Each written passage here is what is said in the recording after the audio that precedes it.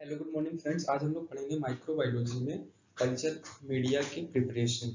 उसके बाद हम लोग उसमें पढ़ेंगे कल्चर मीडिया में कल्चर कैसे किया जाता है। देन हम लोग पढ़ेंगे कि उसमें एंटीबायोटिक्स कैसे लगाई जाती हैं।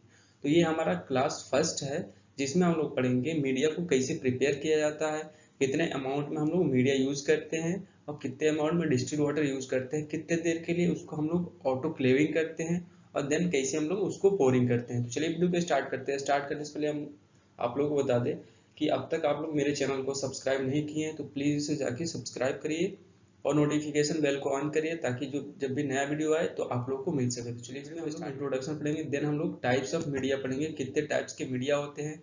देन हम लोग पढ़ेंगे कि कैसे इसको प्रिपेयर किया जाता है, प्रिपेयर करने के लिए क्या क्या हम लोग को रिक्वायरमेंट्स चाहिए होती है, उनके भी बारे में जानेंगे। तो इसके पहले हम लोग देख ले कि कल्चर मीडिया आखिर होता क्या है। कल्चर मीडिया ये जो होता है एक फूड मटेरियल होता है बैक्टीरिया को ग्रो कराने के लिए आउटसाइड द बॉडी, यानी आउटसाइड हम लोग बॉडी कहते हैं तो इसको हम लोग बायोलॉजी के टर्म में विट्रो बोलते हैं। ठीक, तो जब भी हम लोगों को बैक्टीरिया को बॉडी के आउटसाइड ग्रो करवाना होता है तो हम लोग कल्चर मीडिया का यूज करते हैं। जैसे कि मान लीजिए हमारे बॉडी में कोई भी बैक्टीरिया ग्रो कर रहा है और कोई पैथोलॉजिकल डिजीजेस हम लोग को कॉज कर रहा है तो उसको हम लोग क्या करते हैं कि हम लोग टेस्ट करने के लिए कि कौन से बैक्टीरिया है उसके अगेंस्ट हम लोग कौन सा दवा चला सकते हैं, इसके पर्पस के लिए हम लोग क्या करते हैं उसको कल्चर मीडिया पे ग्रो करवाते हैं। कल्चर मीडिया पे जब वो ग्रो कर लेता है उसके बाद से हम लोग उसको एंटीबायोटिक्स देते हैं कि कौन सा एंटीबायोटिक्स उसके पे काम करेगा। देन हम लोग वो दवाई फिर से हम लोग अपने पे यूज कर लेते हैं। ठीक, तो ये पूरा हो गया इंट्रोडक्शन कल्चर मीडिया के बारे में। उसके बाद हम लोग बात करते हैं टाइप्स ऑफ मीडिया, कितने टाइप्स के मीडिया होते हैं। जो इसमें बेसिकली तीन टाइप्स के मीडिया को हम लोग पढ़ते हैं, liquid media, semi solid media और सॉलिड मीडिया। जो लिक्विड मीडिया होता है उसको आप देख पा रहे होंगे यहाँ पे कि ये जो होता है वो पूरा लिक्विड होता है। ठीक, इसमें हम लोग क्या करते हैं कि जो भी बैक्टीरिया होता है उसके कॉलोनी को मिक्स करते हैं और टर्बिड होने तक हम लोग वेट करते हैं। जब टर्बिड इसमें हो जाता है तो ये इंडिकेट करता है कि उसमें बैक्टीरिया ग्रो हो गया है। फर्दर हम लोग उसको सब कल्चर करते हैं सॉलिड मीडिया में। सेमी सॉलिड जो होता है वो इसमें आकार की क्वांटिटी कम होने से सेमी सॉलिड में वो बन जाता है, जो कि आपको आगे फर्दर क्लासिफिकेशन देखें तो कल्चर मीडिया को क्लासीफाई फिर से किया गया है उनके मतलब डिफ्रेंशिएट करने के अकॉर्डिंग कि किस मीडिया किस बैक्टीरिया को किस मीडिया पे ग्रो करवाना है और किस पर्पज से हम लोग को ग्रो कराना है। तो उसमें डिवाइड किया गया है। सबसे पहले डिफरेंशियल मीडिया आ जाता है जो कि large group of bacterial group जो होते हैं, जैसे में ग्राम पॉजिटिव कोकाई जीपीसी और ग्राम पॉजिटिव बेसिलाई। ये जो होता है ग्राम पॉजिटिव बेसिलाई और ग्राम पॉजिटिव कोकाई को भी डिफ्रेंशिएट करता है और ग्राम नेगेटिव बेसिलाई और ग्राम नेगेटिव कोकाई को भी डिफ्रेंशिएट करता है।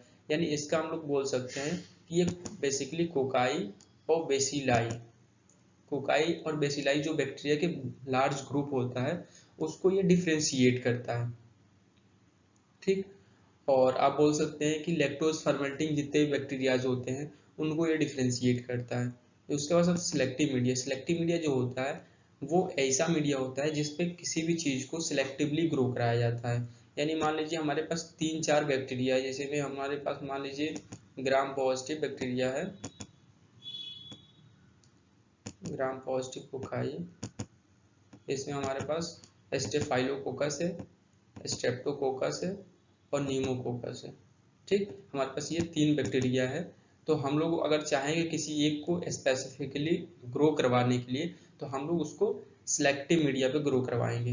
सिलेक्टिव मीडिया क्या होता है कि ये स्पेसिफिक बैक्टीरिया को ग्रो करवाता है, मतलब एक ही बैक्टीरिया इस पे ग्रो करवाता है और जो दूसरे अगर उसमें कंटामिनेशंस आते हैं तो उसको वो किल कर देता है। जैसे कि हम लोग एलजे मीडिया यूज करते हैं वो सिलेक्टिव मीडिया होता है। एलजे मीडिया जो होता है वो सिलेक्टिव मीडिया होता है जो कि ट्यूबरकुलोसिस के लिए यूज किया जाता है। उसमें केवल ट्यूबरकुलोसिस के ही बैक्टीरिया ग्रो करेंगे, अदर जितने बैक्टीरिया होंगे वो डेड हो जाएंगे।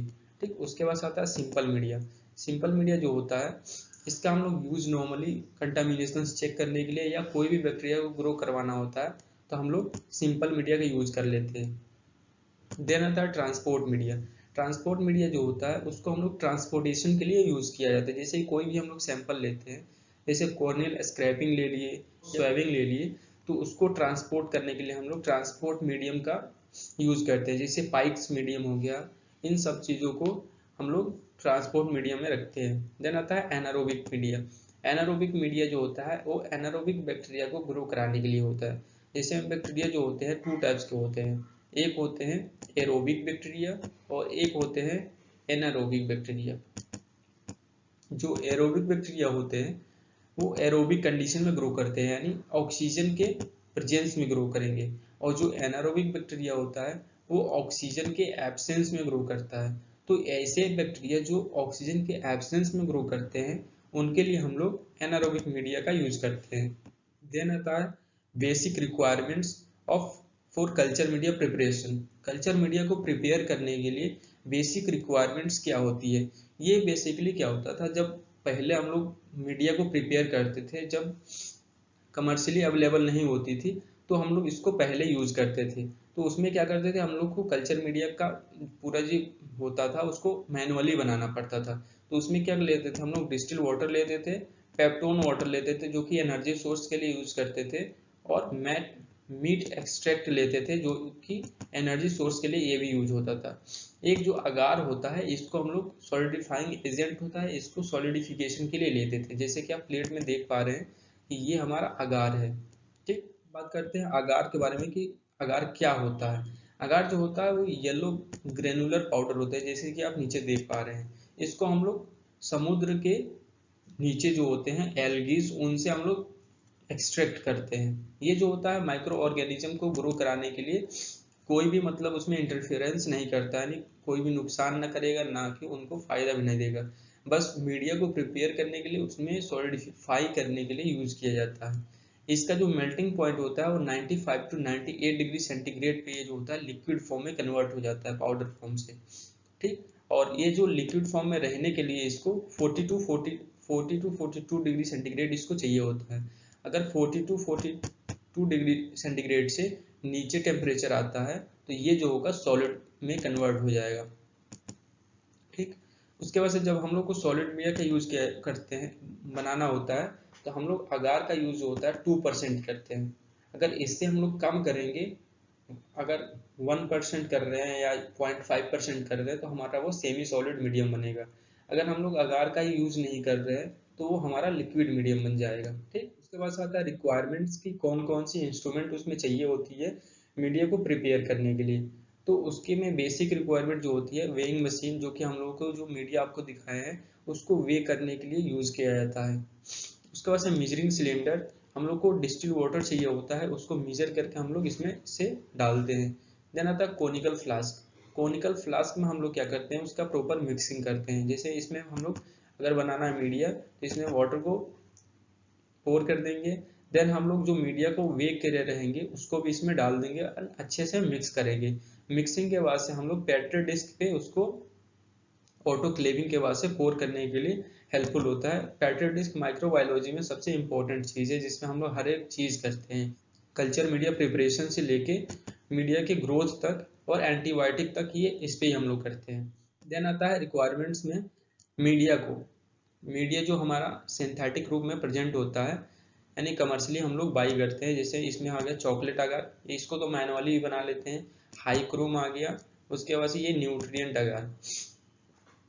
ये बेसिक हमारा अगार मीडिया होता है जिसमें हम लोग इससे हम लोग ब्लड अगार, चॉकलेट अगार और न्यूट्रिएंट अगार तो बनता है। 3 मीडिया इससे हम लोग प्रिपेयर कर लेते हैं। उसके बाद आता है मेकॉन्ग की अगार। नेक्स्ट हम लोग देखते हैं ऑटोक्लेव के बारे में। ऑटोक्लेव ही होता है जिससे हम लोग मीडिया को कुक करते हैं, यानी इसमें हम लोग 121 डिग्री सेंटीग्रेड पे हम लोग स्टरलाइज करते हैं मीडिया को। देन हम लोग का मीडिया प्रिपेयर होता है। इसमें क्या होता है कि एक टेम्परेचर सेट होता है 121 degree centigrade, 121 degree centigrade 15 psi पे 15 मिनट के लिए। यहाँ पे आप देख पा रहे हैं कि ये इसका लीड है यानी ढक्कन है। ठीक, इसके नीचे आपको दिखेगा इस टाइप से स्ट्रक्चर, कुछ मान लीजिए इसका है तो नीचे इसका दिखेगा हीटिंग रॉड्स दिखेंगे। ठीक, और उसके बाद से इसमें बास्केट दिखेगा इस टाइप से इतना इतना बास्केट होगा इसे, उसके नीचे इतना आपका स्पेस पूरा खाली रहेगा और इसमें हीटिंग रॉड्स लगे होंगे। तो आपको क्या करना है कि ये बास्केट की जो ये है लास्ट स्टेप है, यहाँ तक आपको वाटर को फिल कर देना है। वाटर फिल करने के बाद से इसमें हम लोग क्या करते हैं कि कॉनिकल फ्लास्क में जो हमने मीडिया को प्रिपेयर किया था उसको हम लोग यहाँ पे रख देंगे। इसमें इसका माउथ को क्लोज करके कॉटन प्लग बनाएंगे, कॉटन प्लग से इसका पूरा माउथ क्लोज कर देंगे। क्लोज करने के बाद से इसमें हम लोग वो एल्युमिनियम फॉयल से भी कवर कर देंगे। कवर करने के बाद से हम लोग इसमें कॉनिकल फ्लास्क को रख देंगे बकेट में और साइड साइड से हम लोग पानी पूरा भर देंगे। पानी भरने के बाद से इसका जो लीड होगा ये ढक्कन उसको हम लोग लगा देंगे और इसके जो नोब्स होंगे ये वाले इसको हम लोग अच्छे से टाइट कर देंगे। टाइट करने के बाद से हम लोग इसको ऑन कर देंगे पावर ऑन के यहाँ से। पावर ऑन करने के बाद से आपको दो यहाँ पे टेम्परेचर देखने के लिए ये मिल जाता है और प्रेशर देखने के लिए ये मिल जाता है। आपको यहाँ पे क्या करना है कि 15 PSI प्रेशर जब पहुंचे तो उसको अगर उससे ज़्यादा हो रहा है तो आपको रिलीज करते रहना है। कब तक? जब तक कि यहाँ पे 121 डिग्री सेंटीग्रेड ना पहुंचे। 121 डिग्री सेंटीग्रेड जैसे ही पहुंच जाएगा आपको क्लोज कर देना है और 15 मिनट के लिए वेट करना है। जैसे ही 15 मिनट हो जाए आप इसको बंद कर देंगे। बंद करने के बाद से कुछ देर के बाद ये प्रेशर रिलीज हो जाएगा। देन आप इसको इसके नोब्स को खोलेंगे। खोलने के बाद से इसमें से जो कॉनिकल फ्लास्क होगा इसको बाहर निकालेंगे। ठीक, बाहर निकालने के बाद से इसका टेम्परेचर का हम लोग वेट करेंगे 45 से 40 डिग्री सेंटीग्रेड तक। 45 से 40 डिग्री सेंटीग्रेड तक हम लोग वेट करेंगे। देन हम लोग पोरिंग स्टार्ट करेंगे कि डिफरेंट मीडिया को कैसे प्रिपेयर किया जाता है। जैसे हमारे पास ये न्यूट्रिएंट अगार कॉमर्शियली अवेलेबल होता है। अब जैसे इसको ऑर्डर करेंगे तो आप देखेंगे कि इसके बॉक्स पे यहाँ पे इंस्ट्रक्शंस लिखे गए हैं कि कैसे हम लोग को मीडिया को प्रिपेयर करना है। इसको उसी को हमने यहाँ पे लिखा है कि आप इसको अगर बनाना चाहते हैं न्यूट्रिएंट अगार को तो सबसे पहले हम लोग को क्या करना पड़ता है कि 28 ग्राम 1000 ml डिस्टिल वाटर में डिसॉल्व करना होता है। यानी 1000 ml से अब हम लोग देखें कि कितना मीडिया को प्रिपेयर कर सकते हैं। तो एक पेट्री डिश में हम लोग 20 ml मीडिया को पोर करते हैं। यानी इसके हिसाब से हम लोग लगभग 50 पेट्री डिश हम लोग प्रिपेयर कर लेंगे। अगर 1000 माइक्रोलीटर 1000 ml हम लोग डिस्टिल वाटर ले रहे हैं तो अगर आपको कम मीडिया प्रिपेयर करना है तो हम लोग इसकी क्वांटिटी कम कर लेंगे। जैसे हम लोग इसको आधे करेंगे यानी 500 ml लेंगे तो इसको हम लोग 2.8 ग्राम लेंगे। उसके बाद हम लोग डिसॉल्व कर लेना है इसको वही कॉनिकल फ्लास्क में। डिसॉल्व करने के बाद से हम लोग इसको ऑटोक्लेविंग करेंगे, जो कि आप पीछे देखे हैं कि कैसे हम लोग ऑटोक्लेविंग कर रहे थे। ऑटोक्लेविंग में क्या करेंगे कि वैसे ही लीड को ओपन करेंगे एंड देन हम लोग कॉनिकल फ्लास्क को रखेंगे 15 PSI पे 121 डिग्री सेंटीग्रेड होना चाहिए और 15 मिनट के लिए हम लोग वेट करेंगे। पूरा ऑटोक्लेविंग करने के बाद से हम लोग उसको 45 to 50 डिग्री सेंटीग्रेड तक कूल होने देंगे यानी ठंडा होने देंगे। ठंडा होने के बाद से हम लोग क्या करेंगे उसको कल्चर जो प्लेट होगा उसमें हम लोग पोर कर लेंगे। पोरिंग करते समय हम लोग को ध्यान देना होता है कि हम लोग सेंटर में कल्चर प्लेट जो होता है उसके सेंटर में हम लोग को पोर मतलब गिराना होता है मीडिया को। और जैसे ये चारों तरफ फैल जाएगा यहाँ पूरा चारों तरफ वैसे स्टॉप कर देना होता है। तो उसमें कोई वो मेजर करके नहीं डालते हैं कि 20 ml होना चाहिए, इससे मतलब चारों तरफ फैल जाए हम लोग को बस वहीं पे रोक देना होता है। ठीक, हम लोग ब्लड अगार प्रिपेयर करते हैं तो न्यूट्रिएंट अगार से ही हम लोग ब्लड अगार को भी प्रिपेयर कर लेते हैं। ये हमारा बेसिकली एनरिच्ड मीडिया होता है। एनरिच्ड मीन्स कि इसमें हम लोग एडिशनल न्यूट्रिएंट को ऐड कर रहे हैं।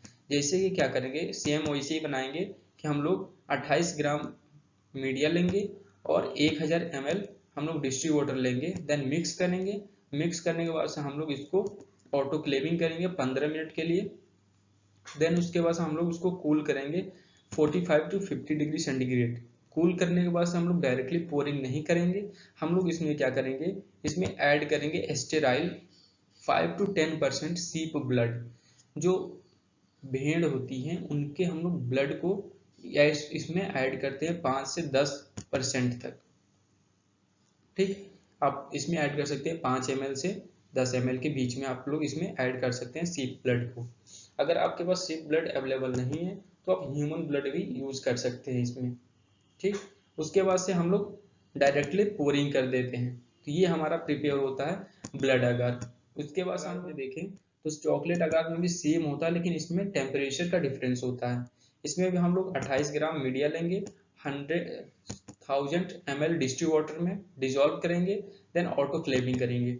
ऑटोक्लेविंग के बाद से हम लोग इसमें ध्यान रखेंगे कि जो भी इसका टेम्परेचर हो वो 75 से 70 डिग्री सेंटीग्रेड होना चाहिए कूल होने के बाद से। इस टेम्परेचर पे यानी 75 से 70 डिग्री सेंटीग्रेड पे हम लोग क्या करेंगे, इसमें ब्लड ऐड करेंगे। जो ब्लड अगार था उसमें हम लोग 45 टू